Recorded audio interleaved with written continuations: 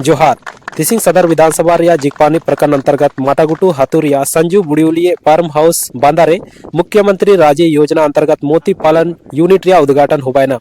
राज्य बारे ते तमाम पदाधिकारी को निंटायट को सेटर बेटाल झारखंड प्रदेश मत्स्य निदेशालय रे निर्देशक श्री एच.एन. द्विवेदी मत्स्य प्रशिक्षण केंद्र शालीमार रे निर्देशक प्रशांत कुमार दीपक झारखंड राज्य रे मोती पालन विशेषज्ञ बुधन सिंह पूर्ति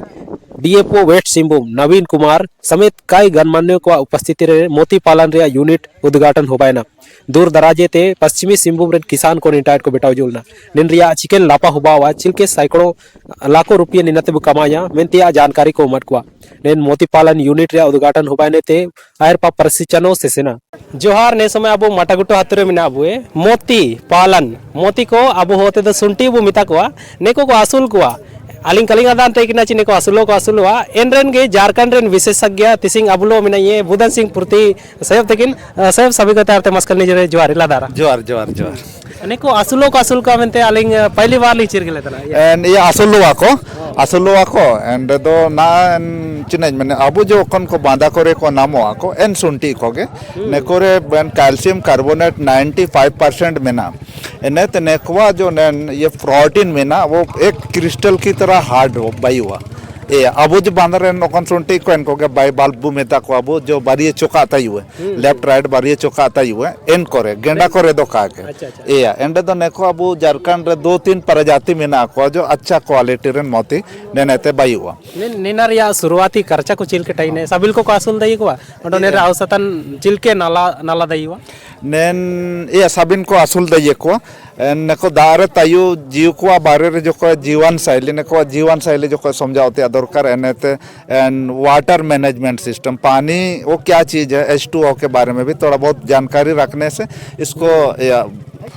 हिंदी में भी बोलेंगे तो दिक्कत नहीं हो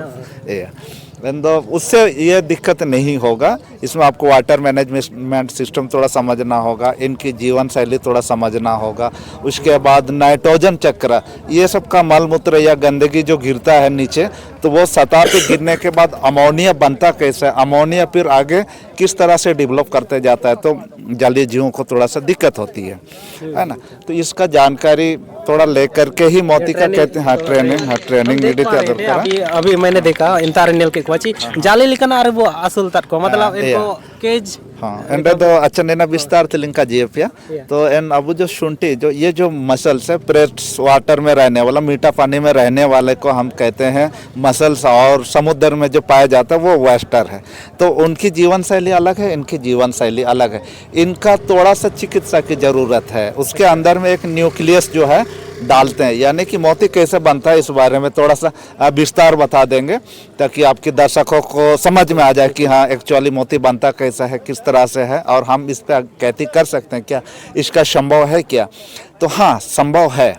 मोती आज से पहले बहुशास्त्र के हिसाब से हमारे पूर्वज लोग या एस्ट्रोलॉजिस्टों ने जिस तरह से बात को रखता था कि स्वाति नक्षत्र में बारिश होती है और उसी बारिश का बूंद जो है शीप के मुंह पे पड़ता है तो वो धीरे धीरे मोती बनता है ना लोगों का इस तरह से कहना है तो जब हमने इस पे रिसर्च करना शुरू किया तो सही में क्या ये वो बारिश का बूंद से जो है कि मोती बन सकता है तो हमने रांची में 90 डिसमिल करीब ज़मीन है हमारा 1 एकड़ ही पकड़ लीजिए तो उस जगह पे सबसे पहले वो मैं यहाँ 2014 में शुरू किया था तो हमने झरना पूरा बना दिया है ना झरना इसमें गिरेगा पानी तो ये जो है स्वाति नक्षत्र लोग बोलता है तो स्वाति नक्षत्र डेली चलते रहे है ना शायद इसका मुंह पे पड़ जाए ऐसा कुछ नहीं है और सही रिसर्च से पता चला है और जो हम लोग जैसे वैज्ञानिक लोग हैं तो रिसर्च करते रहते हैं हम लोग तो इससे पता चलता है कि इसका अंदर मोती के अंदर में कीट बालू पतंग मछली का हड्डी रहता है ये रहता कैसा है घुसता कैसे इस पे हम लोग बात करते हैं वो प्लेन तालाब में मोती नहीं बनता है नदी जो स्थिरता से पानी बह रहा है वहाँ नहीं बनता जो कहीं से ऊपर से गिर रहा है झरना जैसे गिर रहा है उस जगह पे मोती बनता है और समुद्र के सीखों में मोती बनता है वो बनता कैसे है ये अपना भोजन लेने के लिए अपना सेल को खोलता है मुंह को खोलते हैं मुंह खोलने के बाद ज्वार बाटा भूकंप वगैरह जो है चलना शुरू हो जाता है और उसके शरीर के अंदर में बाहरी पार्टिकल्स यानी कि कीट पतंग मछली कड्डी जो भी उसका अंदर में प्रवेश कर गया प्रवेश कर जाने के बाद जैसे हमारी आंखों में धूला जब छुप जाता है, छुप जाने के बाद आंसू निकलती है तो हमें बहुत अड़चन होता है। तो और सीप को भी वही अड़चन होता है, वही तकलीफ होता है। वो निकालने का प्रयास करता है, नहीं निकलता है तो उसका ऊपर में कैल्शियम कार्बोनेट स्टील प्रोटीन के साथ में कोटिंग करना शुरू करता है। उसका सेल आप लोग देखे होंगे अंदर तरफ चिकना होता है, बहुत चिकना होता है, उसको हम लोग नेकर बोलते हैं या कैल्शियम कार्बोनेट बोलते हैं उसको। तो वो क्या है कि उस डेला के ऊपर में परत चढ़ाते जाता है, चढ़ाते जाता है, चढ़ाते जाता है, चढ़ाते जाता है। कुछ दिन के बाद वो मर जाता है। मर जाने के बाद में गोताखोर खोजते हैं, सीप का सेल तो मीट तो खत्म हो जाता है ऐसा नकतकी ओचवा का, तो उस बीच में मोती रह जाता है। तो यहाँ से जापान को पहले पता चला कि ये बनता कैसे, सीप का सेल से ही बनता है। सीप का सेल ही मोती है। सीप का सेल में आप लोग देखते हैं कि कितना चमकता है 7 रंग में। तो यहाँ पे पता चला कि बाहरी पार्टिकल से होता है। तो फिर यहाँ पे जापान के वैज्ञानिकों ने उसके अंदर में एक पत्थर डाला था, एक सीप के अंदर में पत्थर डालने के बाद मोती बनना शुरू हुआ। तो जापान इसको डेवलप कर लिया। जापान डेवलप करने के बाद में चाइना को पता चला, चाइना को पता चला कि हाँ जापान इस तरह का उगा करके जो है इसको बहुत महंगे दामों पे बेचा जा रहा है। जापान में जब ये नकल करके आया तो ये क्या किया, पूरी भारत में मोतियों का मार्केटिंग करना शुरू किया। तो यहाँ के लोग, भारत के लोग, तो हम तो साधु संतों की बात वो मानते थे। जो मेडिटेशन करता है वो यानी कि क्वांटम वर्ल्ड से जो संपर्क करते हैं, है ना, उन सबों को बात के मान के चलते हैं। तो मोती हम लोग को सही मायने में लगता था कि वो प्राकृतिक रूप से बनता है। धीरे धीरे लोगों को पता चला, सीपा को पता चला, फ्रेश वाटर एक्वाकल्चर भुवनेश्वर को पता चला कि हाँ मोती में ऐसे बीज डालने से मोती बनेगा। तो हमने भी फ्रेश वाटर एक्वाकल्चर भुवनेश्वर से ट्रेनिंग लेने के बाद में लगा कि हम एक आदिवासी परिवार से हैं, किसान परिवार से हैं, शायद इसमें मेरा वो भविष्य अच्छा है। नौकरी तो सिर्फ मेरे लिए है ना, हम इतना वो पढ़ लिख करके नौकरी करेंगे तो बाकी हमारे समाज और हमारे बेरोजगार भाई आर्थिक विकास कैसे करेंगे। तो मैं सोचा वो मेरा पेट पालने वाला है, इसीलिए इसको छोड़ो, अपनी वो व्यवसाय शुरू करो। तो अभी काफ़ी भारत सरकार का मास्टर ट्रेनर हैं, जनजातीय मंत्रालय का वो भारत सरकार का मास्टर ट्रेनर है, इस्पात मंत्रालय आपने पूर्ति एग्रो जो पूर्ति एग्रोटेक जो है ना, वो तो पूरी भारत के लिए है। भारत सरकार के साथ MU हो रखा है ना। दो वो मंत्रालय है हमारा। एक है आपका steel authority of India SAIL जिसको बोलते हैं हम लोग, है ना, और उसके बाद जनजातीय मंत्रालय का हम मास्टर ट्रेनर हैं। तो औसतन कमाई कितनी हो जाती होगी यहाँ पे एक सीप में खर्चा आपका वो 24-25 रुपया लगता है। अच्छा। और डिजाइन मोती निकालते हैं तो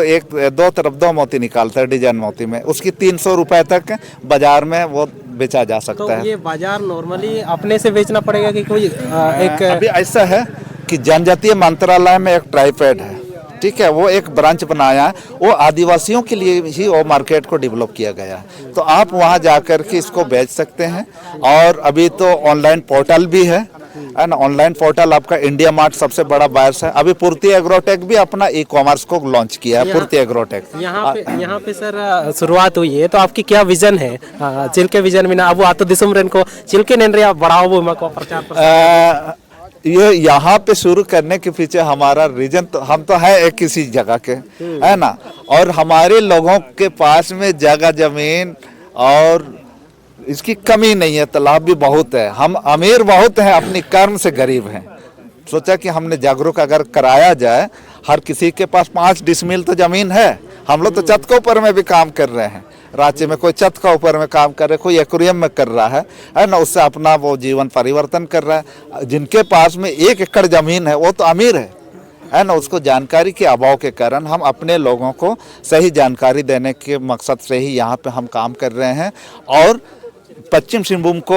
आर्थिक विकास की मुख्य धारा से जोड़ना हमारी मकसद है। हम जब पढ़े लिखे या जो भी आज हम जहाँ पर भी खड़े हैं, हमारे समाज ने हमको गोद लेके बड़ा कि हमारा तो ऋण है ना। अंतिम सवाल रहेगा आपसे, संपर्क ये मोती पालन से जुड़ने के लिए किस प्रकार कहाँ संपर्क करना पड़ेगा? ऐसा है, मेरा अपना वो प्राइवेट पूर्ति एग्रोटेक का लैब भी है। और उसके बाद में मत्स्य विभाग में भी ट्रेनिंग हम देते हैं, सारा रिसर्च हम ही करते हैं। और यहाँ जिला मत्स्य कार्यालय से संपर्क करके आप लोग हमारा पता ले सकते हैं और आप लोग हम तक पहुँच सकते हैं, हमसे ट्रेनिंग ले सकते हैं।